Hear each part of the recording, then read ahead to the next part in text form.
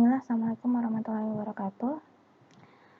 Di video kali ini Bunda akan melanjutkan materi pembahasan terkait bab 5, yaitu asam basa, di mana pada video sebelumnya Bunda telah menjelaskan terkait dengan pengantar, kemudian konsep dasar, kompetensi dasar dan pendahuluan terkait asam basa. Kemudian video yang ketiga itu tentang 3 teori atau 3 konsep asam basa.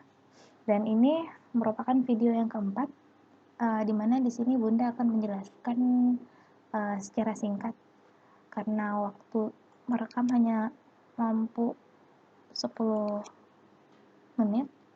Jadi yang penting-pentingnya saja yang Bunda jelaskan di sini, tapi kalian tetap harus mencatat semua rangkuman ini.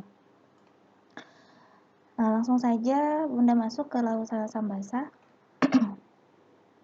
Nah, larutan asam basa memiliki derajat Larutan asam basa memiliki derajat atau tingkat keasaman atau kebasaan yang diukur dengan pH dan pOH. Nah, jadi ini larutan asam, kita bisa menentukan atau mengukur pH-nya.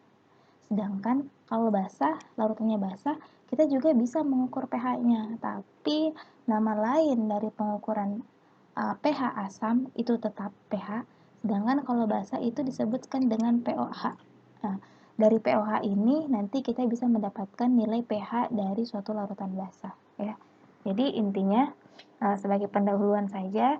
Jadi kalau asam itu dia untuk mengukur pH, sedangkan basa juga untuk mengukur pH. Tetapi sebelum mendapatkan pH larutan asam, terlebih dahulu harus diketahui nilai pOH-nya. Nah, sini kan sudah tahu kenapa dia pH, karena asam kemarin video sebelumnya dijelaskan bahwa ciri-ciri dari asam itu adalah dia melepaskan ion H+ kan. Nah, kalau basa itu dia melepaskan ion OH-. Nah, jadi kalau basa dia pOH, kalau asam dia pH, ya. Nah, kita masuk. Nah, untuk suatu larutan, ya. Untuk suatu larutan pH yang kurang dari 7, jadi dari 1 sampai 6,9 ya, berarti dia asam. Sedangkan yang lebih dari 7 sampai 14 itu dia sifatnya basah, dan pas pada 7 sifat larutan tersebut adalah netral. Nah, ini kisaran pH, ya. Jadi di sini pH itu dia dapat diukur berdasarkan konsentrasi H+ dalam larutan. Ingat kemarin kalau ada kurung siku itu maksudnya adalah konsentrasi.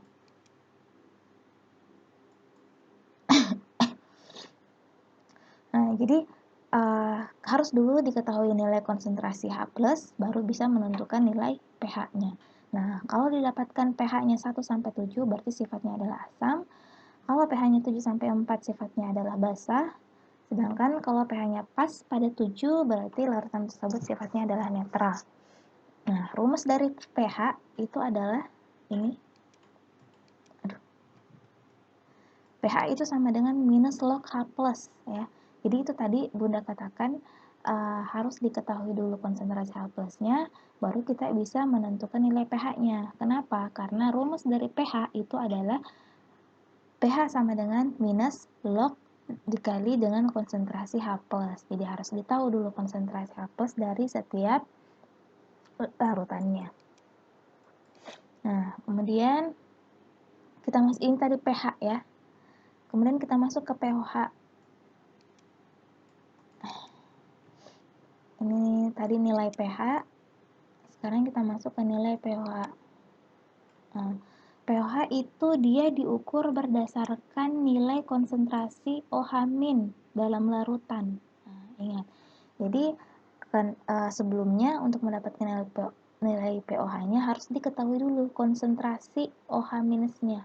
Kenapa? Karena rumus dari pOH itu adalah pOH sama dengan minus log dikali dengan konsentrasi OH-. Jadi harus diketahui konsentrasinya baru bisa mendapatkan nilai pOH-nya. Misalkan suatu tadi contohnya basa itu adalah NaOH. Nah, kita harus tahu dulu konsentrasi OH- pada NaOH itu berapa. Misalkan 4 molar. Nah, jadi setelah diketahui bahwa konsentrasi OH- itu 4 molar, barulah dimasukkan ke dalam rumus POH sama dengan minus log OH- atau POH sama dengan minus log 4. Nah, jadi nanti didapatkan POH-nya itu sama dengan berapa di kalkulator. Seperti itu. Contohnya, jadi misalkan Bunda kasih contoh ya.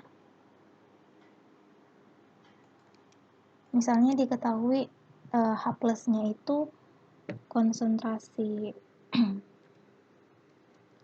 H plusnya itu sama dengan misalnya 1, 0,1. Ini sama dengan 0,1. Nah, sekarang ini cari di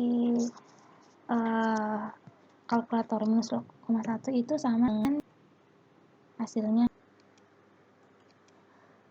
Kemudian lanjut ke asam kuat dan lemah. Nah, di sini ada beberapa contoh golongan asam kuat dan asam lemah. Nah, misalnya kalau asam kuat itu HCl, HBr, HI, basa kuat itu NaOH, KOH. Nah, umumnya asam kuat itu berada pada golongan 7A. Ya, sedangkan kalau basa kuat itu umumnya berada pada golongan 1A dan 2A. Jadi kalium, Na, natrium. Kalau basa kan ciri khasnya adalah OH. Asam itu ciri khasnya adalah ada H-nya, H+. Nah, ini Cl, Br, Hi, ini golongan 7, film Carlos Bronson, idaman. Ini NaK golongan 1. Nah, ini juga basa kuat nih, HNO3, HClO4 sama H2SO4. Sedangkan untuk asam lemah itu dia umumnya ditandai dengan adanya Ka dan Kb, ya. Tetapan ionisasi asam dan tetapan ionisasi basa. Nah, Ka sama Kb ini hanya dimiliki, nilai Ka sama nilai Kb ini hanya dimiliki oleh asam-asam lemah. Nah, jadi kalian silahkan menggolongkan mana yang merupakan asam lemah dan mana yang merupakan asam basa lemah dan mana yang merupakan asam basa kuat. Nah, kalau misalnya golongannya adalah asam basa lemah, berarti senyawa tersebut itu pasti memiliki nilai Ka dan memiliki nilai Kb.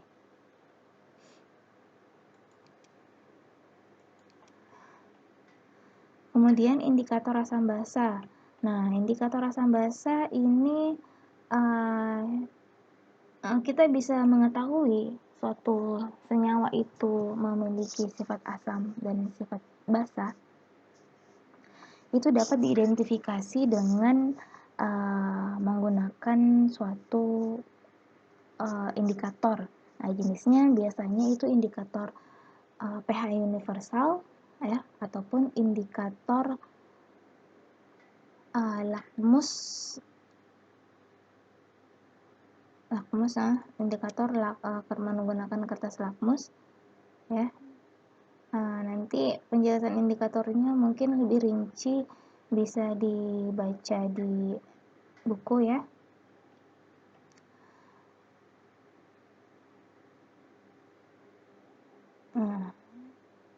Ini, jadi indikator bisa menggunakan lakmus merah atau lakmus biru.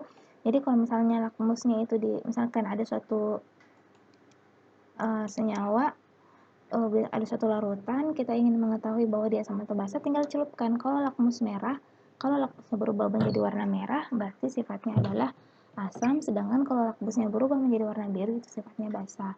Kemudian indikator lain itu indikator universal dengan menggunakan kertas pH, ya. Di kertas pH tersebut itu nanti akan dicocokkan nilai pH-nya. Kalau pH-nya 1 sampai 7 berarti sifatnya asam, kalau pH-nya 7 sampai 4 sifatnya adalah basa. Nah, mungkin ini penjelasan singkat terkait dengan larutan asam basa dari Bunda. Silakan kalian pelajari lebih lanjut, baik itu melalui YouTube ataupun beberapa artikel di internet untuk menunjang pembelajaran kalian. Dan ingat, catat materi ini baik-baik, pahami baik-baik, karena pekan depan itu Bunda akan memberikan kuis kepada kalian. Ya. Sekian, Assalamualaikum warahmatullahi wabarakatuh.